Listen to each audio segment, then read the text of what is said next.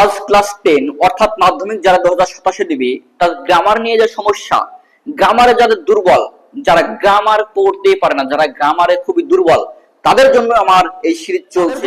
সুবর্ণ সুযোগ এসেছে আমার এই চ্যানেলে তাদেরকে একদম বেসিক থেকে অ্যাডভান্স লেভেলের হাতে ধরে গ্রামার করানো হয়। যদি গ্রামারে ভালো নাম্বার হয়ে যায় তো মাধ্যমিকে তোমাদের 90+ হয়ে যাবে, অর্থাৎ 94 93 হয়ে যাবে। তো ফ্রেন্ডস, আমরা গ্রামারটাকে জোর কদমে ভালো করে পড়বো এবং গ্রামারটাকে বেশি করে প্র্যাকটিস করব ডাফ অ্যান্ড ডাফ প্র্যাকটিস থেকে। তো কথা না বাড়িয়ে ফ্রেন্ডস আমরা শুরু করছি আজকের লেসন। দেখো, আজকে আমাদের টপিকে আছে ভয়েস অ্যান্ড ন্যারেশন। প্রথম ন্যারেশন যেটা আছে অবশ্যই তোমরা পারবা। দেখো, আই সেড টু হিম, আমি তাকে যে বলেছিলাম, do you know the answer, তুমি কি অ্যান্সারটা জানো বা উত্তরটি কি তুমি জানো। দেখো, প্রথমে আমাকে জানতে হবে reported verb, reported space. Reported verb আছে পাস্টে, রিপোর্টেড স্পেস আছে প্রেজেন্টে, প্রেজেন্টে আছে কিন্তু সেন্টেন্স অনুযায়ী এটা আছে ইন্টারোগেটিভ সেন্টেন্সে, অর্থাৎ প্রশ্নবোধক বাক্য। ইন্টারোগেটিভ সেন্টেন্স যদি থাকে এবং এটা যদি অক্সিলারি ভার্বের নিয়মে থাকে তাহলে এই ইনভার্টেড কমা তুলে আমরা ইফ দেব, ইনভার্ট কমা তুলি ইফ দেব। আর এটা যদি ডাব্লিউএইচ ওয়ার্ডের নিয়মে থাকে তো ডাব্লিউএইচ ওয়ার্ডটা এখানে বসে যাবে। তো যাই হোক, আমরা সেড টু এর পরিবর্তে যদি এটা ইন্টারোগেটিভ সেন্টেন্স হয় তাহলে আস্কেড দেব। কি দেব? Ask Dev. আই আস্কেড হিম আছে, হিম দিয়ে দেবো। এবার দেখো, এই ইনভার্টেড কমা না তুলে দিলাম। ইনভার্টেড কমা তুলে দেওয়ার পরে এটা যেহেতু অক্সিলারি ভার্ব দিয়ে শুরু হচ্ছে তার জন্য আমরা ইফ দিব। I asked him if. এবার দেখো, do you know the answer, এখানে নো, নো মানে দেখো এখানে ইউ মানে কি, ইউ মানে হিম নাকি আই। আমি তাকে জিজ্ঞেস করছি তুমি কি অ্যান্সারটা জানো, অর্থাৎ ইউ সমান সমান এখানে হিম। এখানে ইউ যেহেতু সাবজেক্ট আছে ফ্রেন্ডস, তাহলে হিমের সাবজেক্টিভ ফর্ম কি, হি। তার জন্য হিমের সাবজেক্টিভ ফর্ম হি লাগিয়ে দেব। এবং এটা দেখো প্রেজেন্ট ইনডিফিনিট টেন্সে আছে, তাই আমাদেরকে এটা ডিরেক্ট স্পিচ থেকে ইনডিরেক্ট স্পিচে করার সময় পাস্ট ইনডিফিনিট টেন্সে করতে হবে। পাস্ট ইনডিফিনিটের নিয়ম হলো সাবজেক্ট, ভার্বের 2 নম্বর ফর্ম, অবজেক্ট। তো আমাদের সাবজেক্ট তো হয়ে গেল, আর ভার্বের 2 নম্বর form, verb object. Verb know, এই নো এর 2 নম্বর ফর্ম কি ফ্রেন্ডস? নো এর 2 নম্বর ফর্ম হলো নিউ। এবার অবজেক্ট তো অ্যান্সার, লাস্টে ফুল স্টপ দিতে হবে। দেখো আমাদের 2 নম্বরটা, শি সেড, সে বলেছিল আই ক্যানট কাম টুডে, আমি আজকে আসতে পারবো না। দেখো এখানে সেড অ্যাসার্টিভ আছে যেহেতু সাবজেক্ট সেন্টেন্সটা, তাহলে শি সেড দিয়ে দিলাম। ইনভার্টেড কমা তুলে আমরা দ্যাট দেব। অ্যাসার্টিভে ইনভার্টেড কমা তুলে দ্যাট হবে। এবার I can not come today. দেখো এখানে আই সমান সমান কি, আই সমান সমান, আই সমান সমান তো সি। আই যেহেতু সাবজেক্টে আছে তো সি সাবজেক্টে আছে, তাহলে সি এর সাবজেক্টিভ ফর্ম সি হবে। দেখো এটা পাস্টে নাই সেড, এটা প্রেজেন্টে আছে ক্যান নট, তাহলে পাস্ট কি হবে, কুড নট হবে।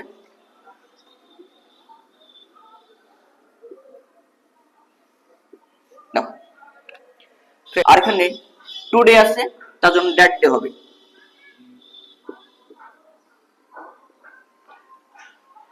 আর মনে রাখবা ফ্রেন্ডস, আমরা মডেল ভার্বের পরে যে মেন ভার্বটা বসাবো সে মেন ভার্বের সারা জীবন ভার্বের 1 নম্বর ফর্ম হবে, অর্থাৎ বেস ফর্ম হবে।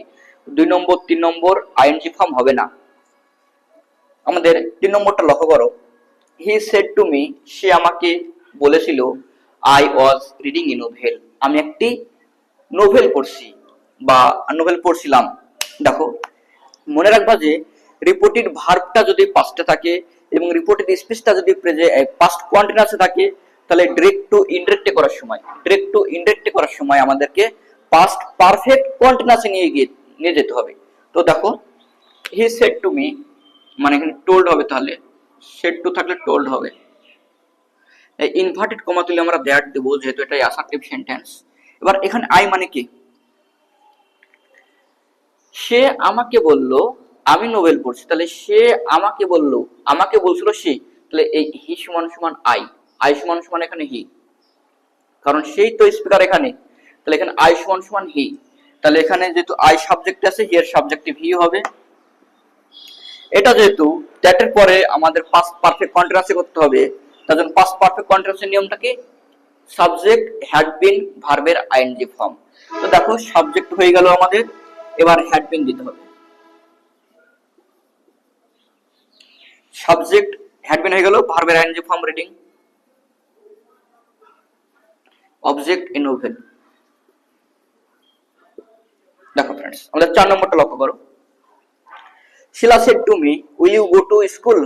শিলা আমাকে বলেছিল তুমি কি স্কুলে যাবে। অর্থাৎ যাবে মানে কি, এটা কোশ্চেন করছে। তার মানে আমাদের রিপোর্টেড স্পিচটা আছে ইন্টারোগেটিভ সেন্টেন্সে, রিপোর্টেড স্পিচটা আছে ইন্টারোগেটিভ সেন্টেন্সে, এবং এই যে রিপোর্টেড ভার্বটা আছে পাস্টে।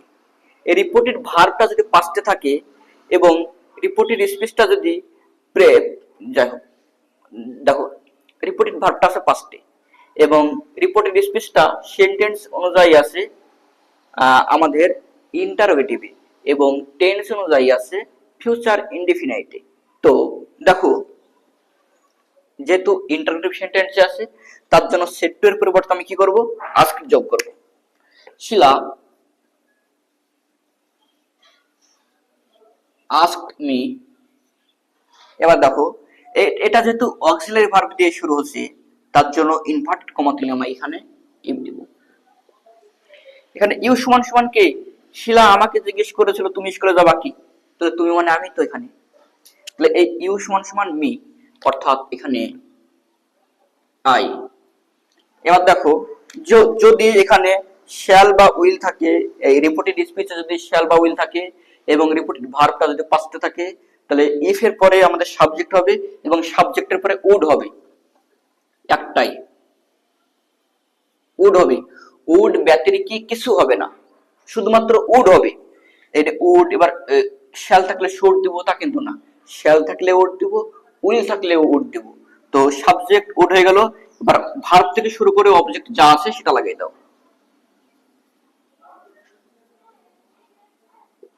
তো फ्रेंड्स, আমরা দেখো এখানে উডের পরে ভার্বের 1 নম্বর ফর্ম লাগিয়েছি, কারণ এটা অক্সিলারি মানে মডেল ভার্ব। মডেল ভার্বের পরে ভার্বের ভয়েসগুলো দেখে নাও। ফার্স্ট ভয়েস আমাদের I want what you have. আমি চাই যা তোমার আছে, আমি চাই যা তোমার আছে সেটাই আমি চাই। তো দেখো फ्रेंड्स, এখানে তোমরা মনে ভাবছো যে স্যার সাবজেক্ট আছে ভার্ব আছে, অবজেক্টটা তো আমি খুঁজে পাচ্ছি না। আরে এই তো সাবজেক্ট, তো ভার্ব, এটাই তো অবজেক্ট, এটাই অবজেক্ট। ভাবছো যে স্যার অবজেক্ট খুঁজে পাচ্ছি না। সাবজেক্ট ভার্ব, তারপর দেখো এই যে এখানে অবজেক্ট আছে, এই হোয়াট ইউ হ্যাভ, এই হোয়াট ইউ হ্যাভটা হলো অবজেক্ট, নাউন ক্লজের অবজেক্ট এটা। অর্থাৎ যেটা নাউন ক্লজ, তার জন্য নাউন ক্লজটা হলো অবজেক্ট। তো আমাদের এই অবজেক্টটা এখানে তুলবো।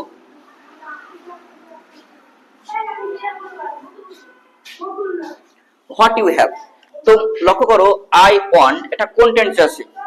প্রেজেন্ট ইনডিফিনিট টেন্সে আছে, এবং প্রেজেন্ট ইনডিফিনিট টেন্সে যদি অ্যাক্টিভ ভয়েসে থাকে, এটা প্যাসিভ ভয়েসে করার নিয়ম কি? অবজেক্ট অ্যামিজার, ভার্বের 3 নম্বর ফর্ম বাই, তারপর সাবজেক্ট অবজেক্টিভ ফর্ম। তো দেখো এখানে হোয়াট ইউ হ্যাভ তো হয়ে গেল, তারপরে আমাদের অক্সিলারি ভার্ব ইজ হবে, ইজ হয়ে গেল। ইজের পরে যে ভার্ব ওয়ান্ট আছে, ওয়ান্টের 3 নম্বর ফর্ম ওয়ান্টেড, ভার্বের 3 নম্বর ফর্মের পরে আমাদের বাই অ্যাড করতে হবে। বাই অ্যাড করার পরে আমাদের যে সাবজেক্ট আছে, এই সাবজেক্টের অবজেক্টিভ ফর্ম এখানে বসবে। অর্থাৎ আই এর অবজেক্টিভ ফর্ম কি? আই এর অবজেক্টিভ ফর্ম মি। 2 নম্বরটা দেখো, she have finished the project, সে প্রজেক্টটাকে কমপ্লিট করেছে। অর্থাৎ আমাদের এটা প্রেজেন্ট পারফেক্ট টেন্সে আছে, সাবজেক্ট ভার্ব অবজেক্ট। অর্থাৎ আমরা এই অবজেক্টটাকে প্রথমে নিয়ে আসবো।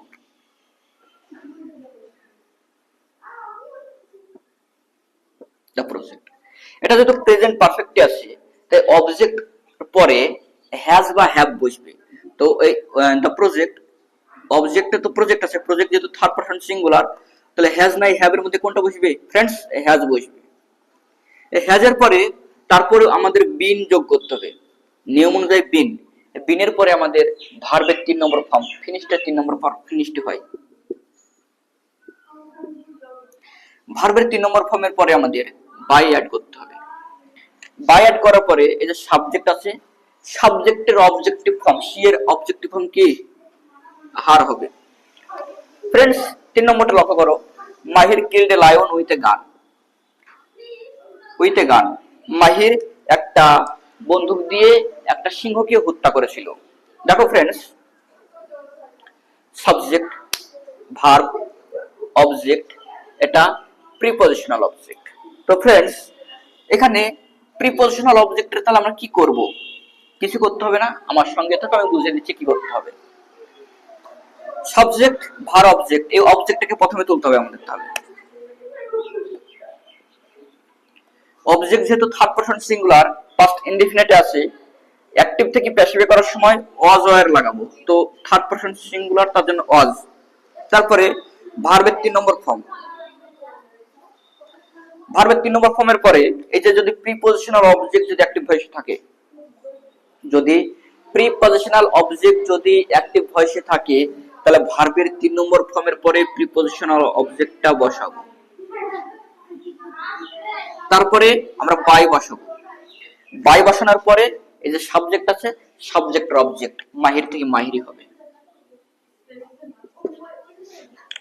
ফ্রেন্ডস 4 নম্বরটা লক্ষ্য করো, লেট মি প্লে ফুটবল, আমাকে ফুটবল খেলতে দাও। যদি অ্যাক্টিভ ভয়েস লেট দিয়ে শুরু থাকে, তাহলে প্যাসিভে কি করব আমরা? তাহলে প্যাসিভে লেট লাগাবো, লেটটাই প্রথমে লাগিয়ে দেব, তারপরে এই যে অবজেক্ট আছে, অবজেক্ট লাগিয়ে দেব, তারপরে বি লাগাবো, বি এর পরে ভার্বের 3 নম্বর ফর্ম, তারপর বাই, তারপর অবজেক্ট। তাহলে লেট ফুটবল, তারপর বি লাগাবো, তারপর প্লের 3 নম্বর ফর্ম প্লেট, তারপরে বাইরের পরে যেখানে অবজেক্টিভ ফর্ম নাই, তো অবজেক্টিভ ফর্মটা বসাবো। দেখো friends, please give me a pen, দয়া করে আমাকে একটি পেন বা কলম দাও। এখানে দেখো অনুরোধ বুঝাচ্ছে, প্লিজ বুঝাচ্ছে। এই যদি প্লিজ বুঝাই, যদি প্লিজ দিয়ে যদি অ্যাক্টিভ ভয়েস শুরু হয়, তাহলে আমাদের প্যাসিভ করতে হবে ইউ আর রিকোয়েস্টেড। প্লিজ মানে রিকোয়েস্ট বোঝানো, অনুরোধ, তাহলে ইউ আর রিকোয়েস্টেড দিয়ে শুরু করব।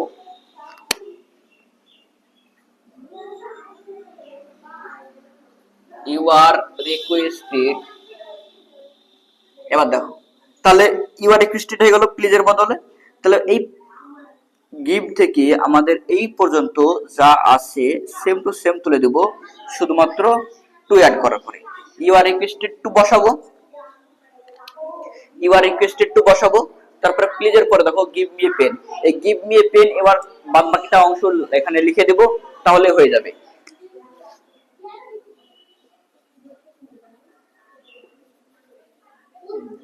Two give me a pen. তো ফ্রেন্ডস দেখো, এই সমস্ত যে প্র্যাকটিস সেটগুলো, সেই প্র্যাকটিস সেটগুলো তোমাদের জন্য খুবই হেল্পফুল এবং বেনিফিশিয়াল। তাই তোমরা আমার যে নিত্য ভিডিও আসছে সেগুলো প্রতিদিন দেখতে থাকবে, তাহলে তোমাদের গ্রামার সম্পর্কে একটা কনসেপ্ট ক্লিয়ার হয়ে যাবে। তো ফ্রেন্ডস আমার সঙ্গে থাকার জন্য থ্যাংক ইউ। আবার আমাদের নেক্সট পার্টে দেখা হচ্ছে অন্য একটা ভিডিওতে। তো থ্যাঙ্কস ফর ওয়াচিং।